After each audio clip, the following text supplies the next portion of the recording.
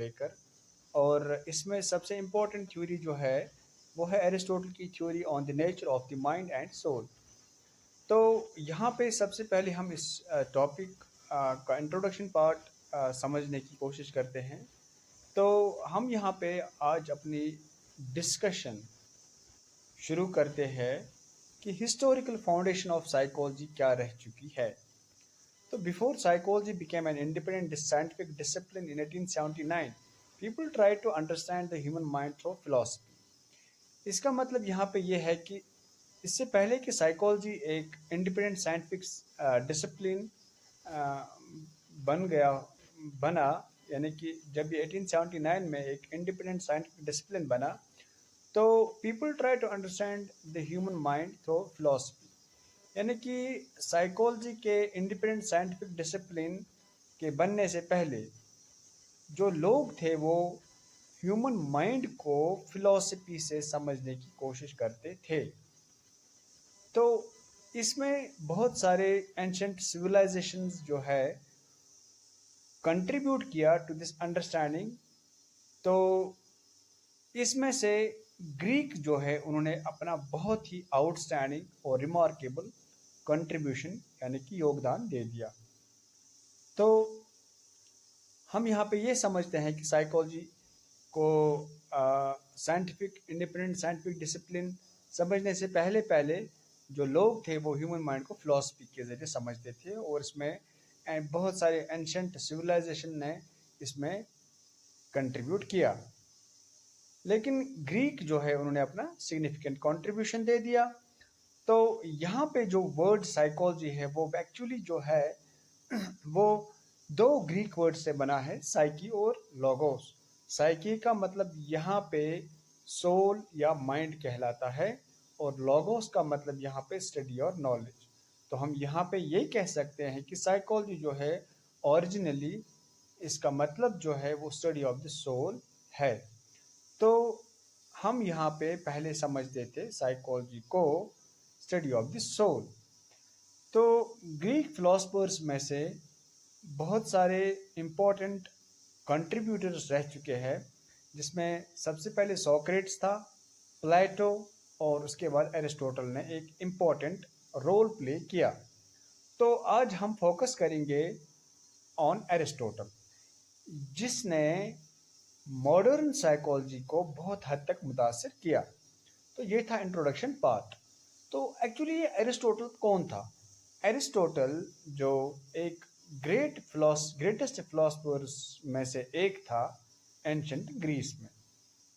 यानी कि जो अब एंशंट ग्रीस के टाइम पे एरिस्टोटल जो था वो one of the greatest philosophers में से एक था। तो आपको ये बात याद रखनी है, एरिस्टोटल जो था वो ग्रेटेस्ट फिलोसफर्स था में से एक था एंशंट ग्रीस में। तो इसके इम्पोर्टेंट फैक्ट्स क्या है एरिस्टोटल को के बारे में? तो ये बॉर्न हुआ था स्टैगिरा ग्रीस में। तो ये स्टूडेंट ऑफ प्लेटो था, ये teacher of Alexander the great था, यानी कि जो एक बहुत बड़ा किंग हम कह सकते हैं या एम्पीरर गुजर चुका है, वो उसका टीचर था एरिस्टोटल। तो उन्होंने एक लेकियम, एक फेमस स्कूल एक एथेंस में था, उसकी बुनियाद रखी है। और इसके अलावा उन्होंने 200 से भी ज़्यादा बुक्स फिलॉसफी पे, बायोलॉजी पे, इथिक्स पे, पॉलिटिक्स पे एंड साइकोलॉजी पे लिखी है। तो इनमें से जो एरिस्टोटल की एक बहुत ज़्यादा इम्पोर्टेंट और पॉपुलर बुक है उसका नाम है डी एनिमा, यानी कि ऑन द सोल। तो वो सबसे अर्लीस्ट साइकोलॉजिकल वर्क है एरिस्टोटल का। तो चूंकि एरिस्टोटल जो सिस्टमेटिक स्टडी करता था ह्यूमन बिहेवियर की और मेंटल प्रोसेसेस की, तो एरिस्टोटल को अक्सर कहा जाता है फादर ऑफ साइकोलॉजी। तो अगर आपको कभी पूछा जाएगा कि फादर ऑफ साइकोलॉजी किसको कहा जाता है, एरिस्टोटल को कहा जाता है। तो ये एरिस्टोटल के बारे में एक इंट्रोडक्शन था। इम्पोर्टेंट फैक्ट्स अबाउट एरिस्टोटल की स्टैगिरा ग्रीस में पैदा हुआ, प्लेटो का स्टूडेंट था, टीचर था अलेक्जेंडर द ग्रेट का। तो लेकियम जो है स्कूल जो है एक फेमस स्कूल जो एथेंस में, उसकी बुनियाद रखी, 200 से भी ज़्यादा बुक्स बायोलॉजी, एथिक्स पे, पॉलिटिक्स एंड साइकोलॉजी पे लिखी, और सबसे अर्ली बुक जो है एरिस्टोटल की वो है डी एनिमा। तो ये अर्लीस्ट साइकोलॉजिकल वर्क उसका समझा जाता है। तो यहाँ पे एरिस्टोटल को हम यहाँ पे क्यों काउंट कर रहे हैं, एरिस्टोटल ने क्या कंट्रीब्यूशन और दिया है यहाँ पे साइकोलॉजी को लेकर, before becoming an independent scientific discipline. Sorry. तो एरिस्टोटल का कंट्रीब्यूशन साइकोलॉजी में क्या रह चुका है, तो एरिस्टोटल ये समझता था कि साइकोलॉजी जो है उसको ये एक्सप्लेन करना चाहिए कि लोग कैसे सोचते हैं, या हम ये भी कह सकते हैं कि लिविंग बीइंग्स कैसे सोचते हैं, लर्न कैसे करते हैं, रिमेंबर कैसे करते हैं, और बिहेव कैसे करते हैं। ठीक है। तो एरिस्टोटल ने ये बिलीव किया कि लोगों को ये साइकोलॉजी को ये एक्सप्लेन करना चाहिए, हम एज ए लिविंग बीइंग्स जो है सोच विचार कैसे करते हैं, चीज़ों को याद कैसे रखते हैं, और हम बिहेव कैसे करते हैं, एक्टिविटी कैसे करते हैं। तो एक्सप्लेनेशन हम कह सकते हैं, या हम कह सकते हैं डिस्क्रिप्शन एक तरह से ऑफ मतलब about how living beings do many different steps like thinking, learning, remembering and behave. तो इसका जो कॉन्सेप्ट था नॉलेज को लेकर, तो वो प्लेटो से डिफरेंट था। तो एरिस्टोटल क्या समझते थे कि नॉलेज जो है वो एक्सपीरियंस से आते हैं, नॉलेज जो है वो एक्सपीरियंस से आती है। तो उसने बेसिकली ऑब्जर्व किया नेचर को और ह्यूमन बिहेवियर को केयरफुली बिफोर ड्राविंग कंक्लूजन। किसी भी ह्यूमन बिहेवियर के बारे में एक कंक्लूजन निकालने से पहले तो बेसिकली वो जो है ऑब्जर्व करने में बिलीव करता था, ऑब्जर्व करने में बिलीव करता था। तो एरिस्टोटल जो है बेसिकली इसको रिगार्ड मिलता है as the founder of empiricism. Empiricism क्या है, ये एक ऐसा कॉन्सेप्ट है जो एक ऐसा बिलीफ है जिसमें यह समझा जाता है नॉलेज जो हमारे पास आ जाती है वो हमारी नॉलेज आती है ऑब्जर्वेशन से, यानी कि जब हम चीज़ों को ऑब्जर्व करते हैं, एनालाइज करते हैं, और हम जब चीज़ों के को एक्सपीरियंस करते हैं तभी हमारी नॉलेज आ जाती है। तो एग्जाम्पल के तौर पर, यानी कि एक चाइल्ड है, उसने किसी हॉट कप को पहली बार छुआ, तो चाइल्ड लर्न करता है कि कप जो है वो हॉट है थ्रू एक्सपीरियंस। ठीक है। तो एक्सपीरियंस की वजह से उसको नॉलेज आ गई कि ये कप जो है हॉट है, तो ना कि इस वजह से कि नॉलेज ऑलरेडी उस चाइल्ड में प्रेजेंट थी। तो हम यहाँ पे ये कह सकते हैं, ये कॉन्सेप्ट जो है एम्पिरिज्म का कॉन्सेप्ट है, यानी कि यहाँ पे नॉलेज एक बच्चे में आ गई है थ्रू एक्सपीरियंस से, ना कि इस वजह से कि नॉलेज उसके अंदर पहले से ही मौजूद थी। तो यहाँ पे ये बात जो ये एग्जाम्पल जो यहाँ पे प्रेजेंट की गई, तो ये सपोर्ट करता है एरिस्टोटल का बिलीफ कि दैट लर्निंग या हम नॉलेज की बात करते हैं वो एक्सपीरियंस से शुरू हो जाती है। ओके। तो अब यहाँ पे हम समझते हैं कि Aristotle theory of mind and soul क्या है। तो इसका जो सबसे ग्रेटेस्ट कंट्रीब्यूशन था वो ये था, उसने एक्सप्लेन किया कि माइंड और बॉडी जो है ये आपस में रिलेटेड है, इनके बीच में रिलेशनशिप है।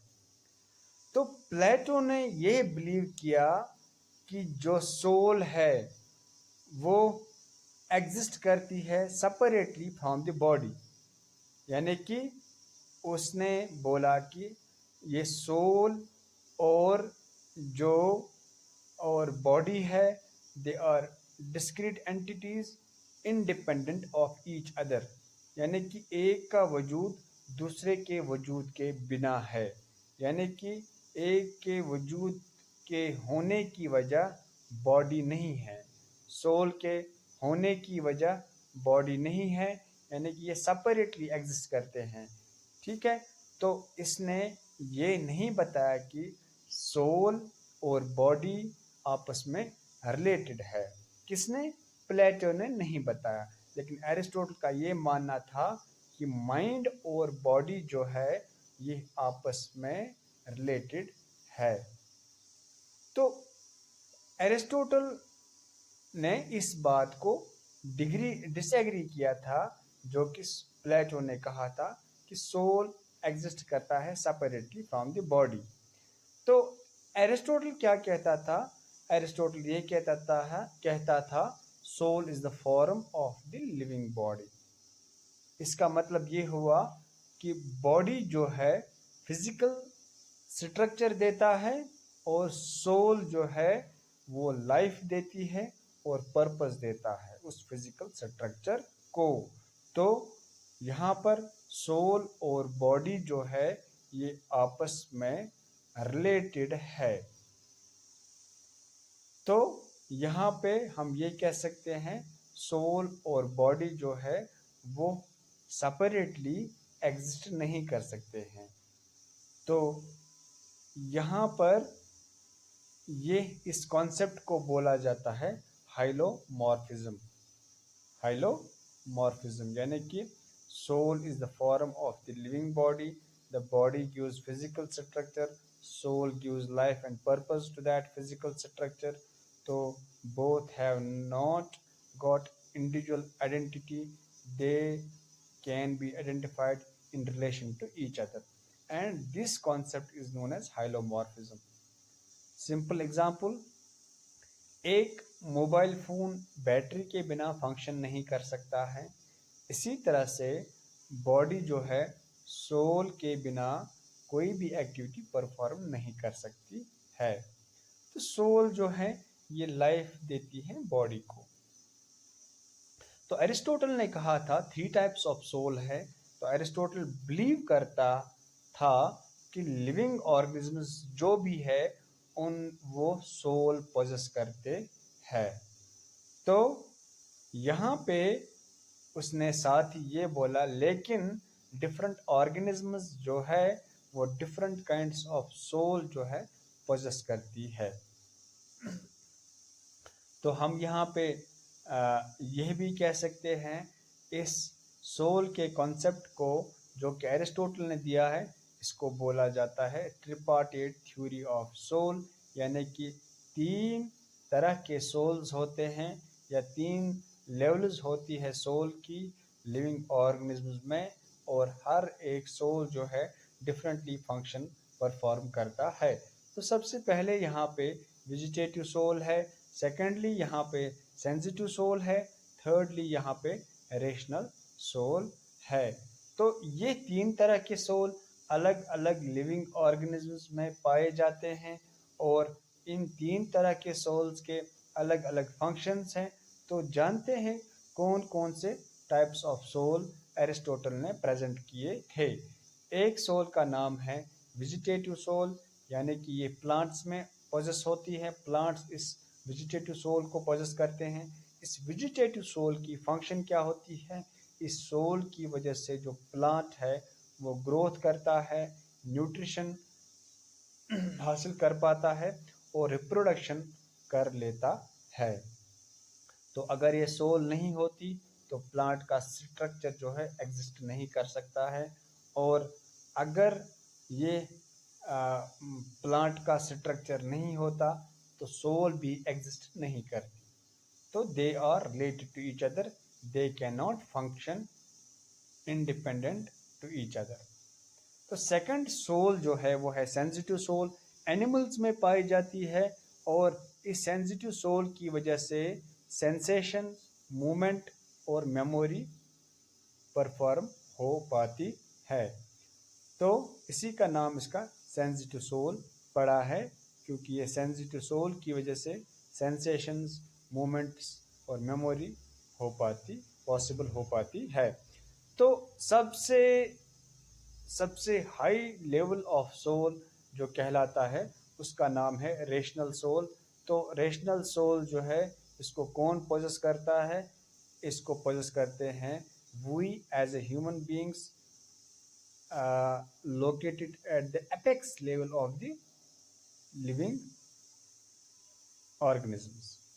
तो human beings rational soul possess करते हैं। तो ये इसी रेशनल सोल की वजह से थिंकिंग हो पाती है, यानी कि मेंटल प्रोसेसेस हो पाते हैं, रीजनिंग हो पाती है, लैंग्वेज हम जो है हम सीख पाते हैं, और डिसीजन मेकिंग्स हम ले पाते हैं। तो रेशनल सोल जो है सबसे हाईएस्ट लेवल ऑफ सोल है, और ये ह्यूमन बींग्स पोजेस करते हैं। तो 3 तरह के सोल एरिस्टोटल ने बताए थे। तो ये इस तरह के ये 3 तरह के सोल्स हैं। तो अगर हम इनको थोड़ा इलॉबरेट करके समझेंगे तो वेजिटेटिव सोल जो है ये प्लांट्स में पाया जाता है। फंक्शन इसकी ग्रोथ, न्यूट्रिशन, रिप्रोडक्शन है। एग्जाम्पल के तौर पर जो है मैंगो ट्री जो है वो एब्जॉर्ब करता है वाटर को, ग्रो कर जाता है और फ्रूट्स प्रोड्यूस करता है। तो according to Aristotle this happens because of vegetative soul की वजह से ये पॉसिबल हो पाता है। सेंसिटिव सोल ये एनिमल्स में पाया जाता है, इसकी वजह से वो इंटरप्रेट कर पाते हैं, इसकी वजह से वो मूवमेंट्स उनमें पॉसिबल है, उसकी वजह से वो मेमोराइज कर पाते हैं, इसी की वजह से जो है उनमें इमोशंस होते हैं। एग्जाम्पल के तौर पर डॉग रिकॉग्नाइज करता है अपने ओनर को और अपनी टेल को जो है उसको हिलाता रहता है। तो डॉग जो है वो देख सकता है, सुन सकता है, स्मेल कर सकता है, रिमेम्बर कर सकता है और मूव कर सकता है। तो ये एबिलिटी जो है ये बिलोंग करती है सेंसिटिव सोल को। तो एक और सोल जो है उसका नाम है रेशनल सोल। तो ये सिर्फ ह्यूमन बींग्स में पाया जाता है। इसके फंक्शंस जो है वो है thinking, reasoning, language, decision making और प्रॉब्लम सॉल्विंग।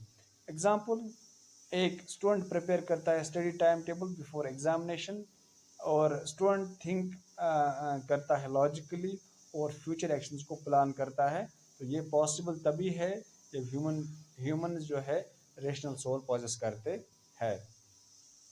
तो ये था एरिस्टोटल थ्योरी ऑफ सोल के बारे में, तो जिसमें उसने बोला था 3 टाइप्स ऑफ सोल है। उससे पहले उसने बताया हाइलोमॉर्फिज्म का कॉन्सेप्ट है, यानी कि बॉडी और सोल जो है ये इंडिपेंडेंटली एग्जिस्ट नहीं कर पाते हैं, ये ऑपरेट नहीं कर सकते हैं इंडिपेंडेंटली, इनकी एक इंडिपेंडेंट एग्जिस्टेंस नहीं है, इनकी एग्जिस्टेंस जो है in relation to each other है। तो फिर उसके बाद उसने बताया 3 तरह के सोल्स हैं, और इसके बाद जो है आता है कि एरिस्टोटल थ्योरी ऑफ मेमोरी। लेकिन मेमोरी के बारे में एरिस्टोटल का क्या कहना है? एरिस्टोटल ये बिलीव करता है कि लर्निंग जो है वो होती है एसोसिएशन की वजह से। हमारा माइंड जो है आइडियाज़ को कनेक्ट करता है बेस्ड ऑन प्रीवियस एक्सपीरियंस। ठीक है, तो उसने 3 लॉज ऑफ एसोसिएशन के बारे में प्रपोज किए थे। तो पहला लॉ है लॉ ऑफ कॉन्टिग्यूटी। तो थिंग्स जिनको हम एक साथ एक्सपीरियंस करते हैं वो आपस में हम उनको जोड़ देते हैं। एग्जाम्पल के तौर पर जब हम साइकोलॉजी क्लासरूम में एंटर कर जाते हैं, हम ऑटोमेटिकली सोचते हैं अबाउट योर साइकोलॉजी टीचर, यानी कि हमने यहाँ पर साइकोलॉजी क्लासरूम और साइकोलॉजी टीचर को एक साथ एक्सपीरियंस किया था, जिसकी वजह से ये आपस में मतलब एसोसिएट हो जाते हैं। तो इस तरह से भी हम चीज़ों को लर्न करते हैं, और इस कॉन्सेप्ट को बोलते हैं लॉ ऑफ कॉन्टिग्यूटी। ओके, तो सेकंड लॉ है लॉ ऑफ सिमिलरिटी, यानी कि उसने ये बोला था मेमोरी के बारे में, हम चीज़ों को कैसे मेमोराइज करते हैं। एसोसिएशन के उसने 3 लॉज बताए थे। लॉ ऑफ कॉन्टिग्यूटी यानी कि चीज़ों को हम जब एक्सपीरियंस एक साथ करते हैं तो वो एसोसिएट हो जाते हैं, और दूसरा उसने बताया लॉ ऑफ सिमिलरिटी, यानी कि सिमिलर ऑब्जेक्ट्स जो है हमको रिमाइंड करते हैं एक दूसरे के। यानी कि एग्जांपल, एक नया क्लासमेट जो है वो आपके चाइल्डहुड फ्रेंड से मिलता है, तो इमिडिएटली जो है आप जो है अपने फ्रेंड को रिमेंबर करते हो। थर्ड लॉ है law of contrast. Law of contrast ये है कि अपोजिट आइडियाज़ जो है वो रिमाइंड करते हैं हमें एक दूसरे के। यानी कि एग्जाम्पल, डे हमको रिमाइंड करता है रात के बारे में, अमीर हमको रिमाइंड करता है पुअर के बारे में, कामयाबी हमको रिमाइंड करती है नाकामी के बारे में। तो इस तरह से हम जो है लॉ ऑफ ये लर्निंग बाय एसोसिएशन पॉसिबल होती है 3 तरह के लॉ से, law of similarity, law of contiguity, law of contrast. तो एरिस्टोटल जो है लर्निंग के बारे में उसका क्या कॉन्सेप्ट था, एरिस्टोटल ये बिलीव करता है कि लर्निंग जो है ऑब्जर्वेशन से होती है, प्रैक्टिस से होती है, हैबिट से होती है, एक्सपीरियंस से होती है। तो उसने फेमसली ये कहा था, हम जो है हम है we are the product of, जो हम लगातार करते रहते हैं।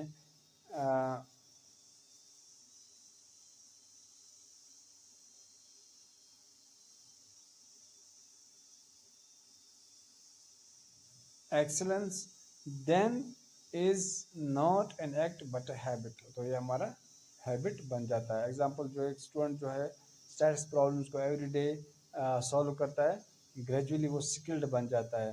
तो रिपीटेड प्रैक्टिस जो है वो क्रिएट करती है लर्निंग को।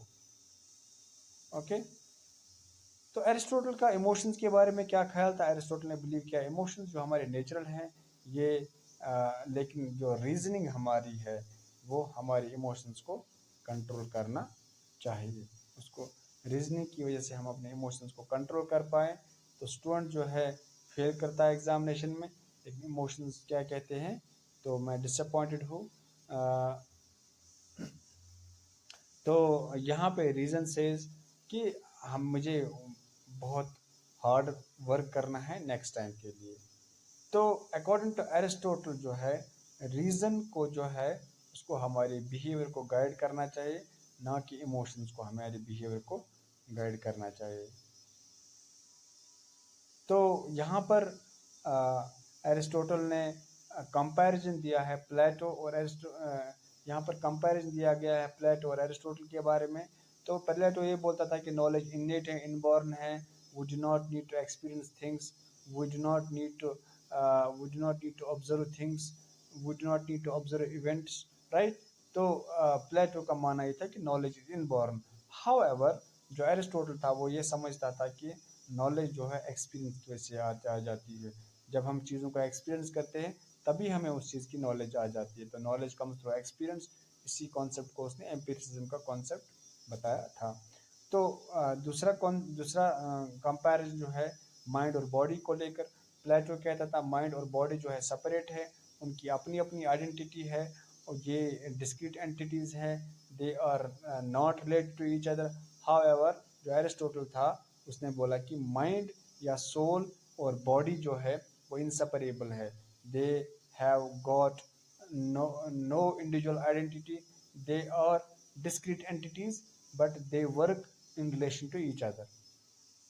थर्ड जो कॉन्सेप्ट जो है रेशनलिज्म का कॉन्सेप्ट दिया था प्लेटो ने, तो लेकिन जो एम्पिरिसिज्म का कॉन्सेप्ट दिया था वो एरिस्टोटल ने दिया था। तो तो प्लेटो का मानना था कि सोल जो है ये डेथ के बाद भी सर्वाइव करती है, लेकिन तो एरिस्टोटल का मानना था कि सोल जो है ये तभी एग्जिस्ट करेगी जब एक लिविंग सोल जो है लिविंग बॉडी में एग्जिस्ट करेगी।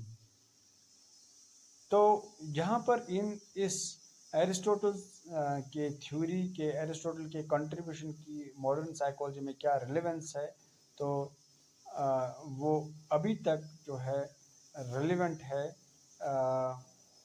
सबसे एक कॉन्सेप्ट उसमें से है biological psychology, mental process depend upon the body. जो मेंटल प्रोसेस है यानी कि माइंड जो है, या हम एक तरह से सोल भी कह सकते हैं, वो बॉडी पे डिपेंड करता है, बॉडी की केमिकल रिएक्शंस पे डिपेंड करता है, बॉडी के बायोकेमिकल रिएक्शंस पे डिपेंड करता है, बॉडी में जो चेंजेस आती है, बॉडी में जो फिजियोलॉजिकल प्रोसेस आ जाती है, उन चीज़ों पे डिपेंड करता है।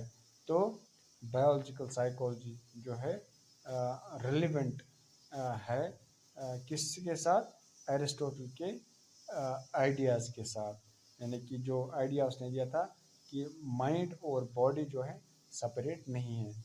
यही बात बायोलॉजिकल साइकोलॉजी कहती है कि मेंटल प्रोसेसेस जो है वो बॉडी पे डिपेंड करती है।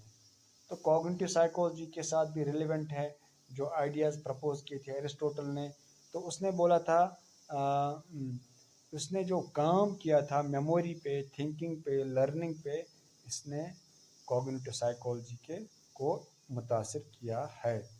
तो और इसने मॉडर्न साइकोलॉजी में एरिस्टोटल के आइडियाज़ की रिलेवेंस और कैसे हैं, एजुकेशनल साइकोलॉजी के फॉर्म में हम कह सकते हैं कि प्रैक्टिस जो है वो लर्निंग को इम्प्रूव करती है, हैबिट जो है वो परफॉर्मेंस को इम्प्रूव करती है। तो एक और रिलेवेंस है एरिस्टोटल के आइडियाज़ की मॉडर्न साइकोलॉजी में, वो है बिहेवियरल साइकोलॉजी, वो है बिहेवियरल साइकोलॉजी। यानी कि एसोसिएशन की जो थ्योरी एरिस्टोटल ने दी थी वो बाद में लर्निंग थ्योरीज को मुतासिर कर गई, जो कि साइकोलॉजिस्ट जैसे कि इवान पाव्लो और एडवर्ड थॉर्नडाइक ने दी थी।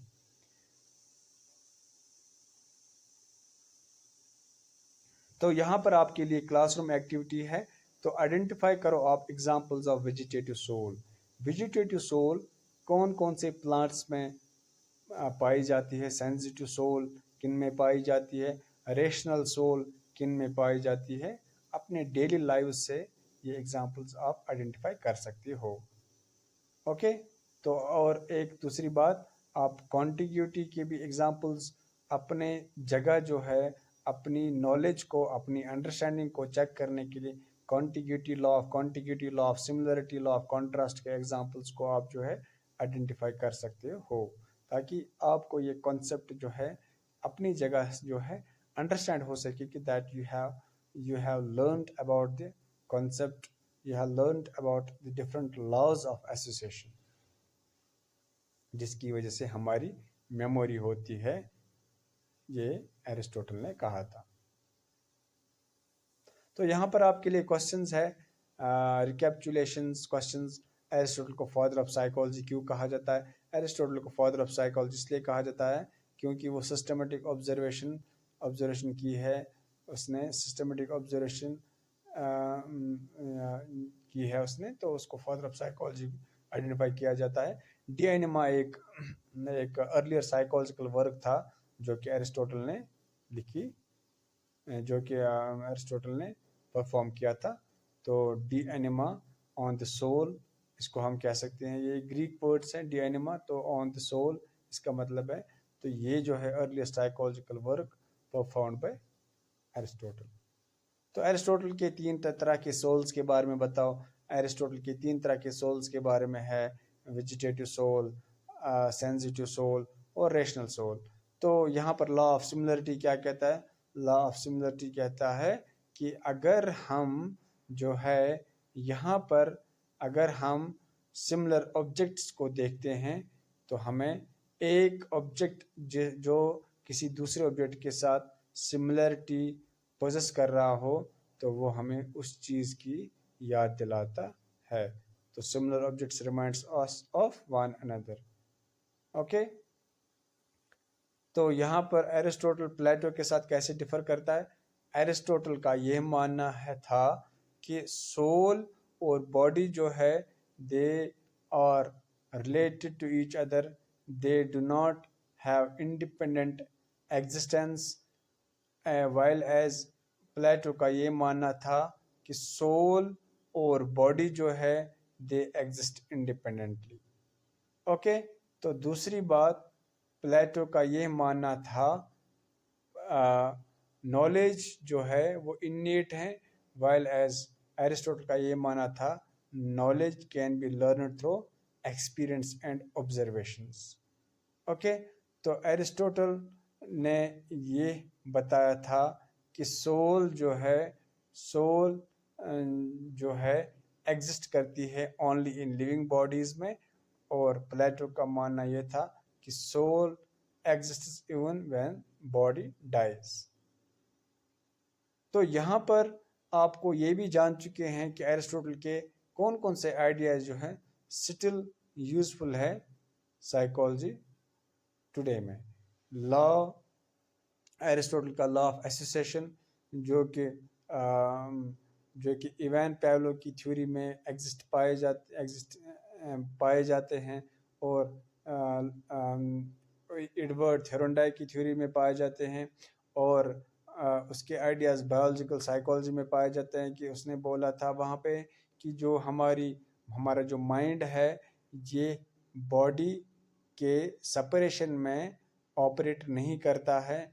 यानी कि हमारा जो माइंड है, ये हमारी इसकी फिजियोलॉजिकल बेसिस है, इसकी बायोकेमिकल बेसिस है। एक तरह से एरिस्टोटल का कहना यही था। तो उसने कहा था कि जो हमारा माइंड है वो ऑपरेट नहीं करता है हमारी बॉडी के बिना, जो कि आजकल के टाइम में बायोलॉजिकल साइकोलॉजी कहती है।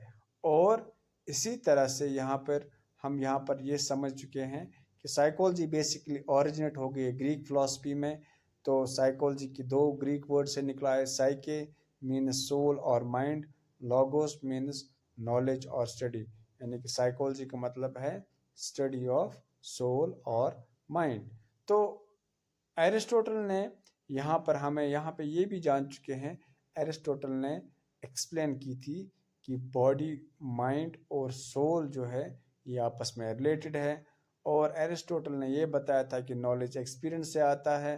3 तरह के सोल्स के बारे में उसने कहा, vegetative, sensitive and rational soul. Laws of association को इंट्रोड्यूस किया उसने, कॉन्जिटिविटी, कॉन्टिग्यूटी, सिमिलैरिटी, कॉन्ट्रास्ट। और उसने यहाँ पर एक और बात कही थी कि उसके आइडियाज़ जो है मॉडर्न बायोलॉजिकल